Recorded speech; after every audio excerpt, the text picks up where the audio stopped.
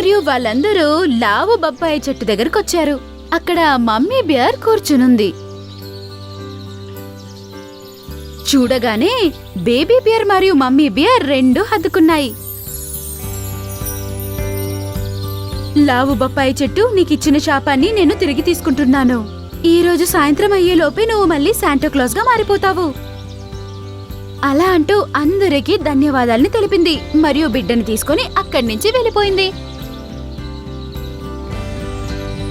సాయంకాలం అయిన వెంటనే లావు బొప్పాయి చెట్టు శాంటాక్లాస్ గా మారిపోయింది మరియు అది చూసి జంతువులన్నీ సంతోషించాయి.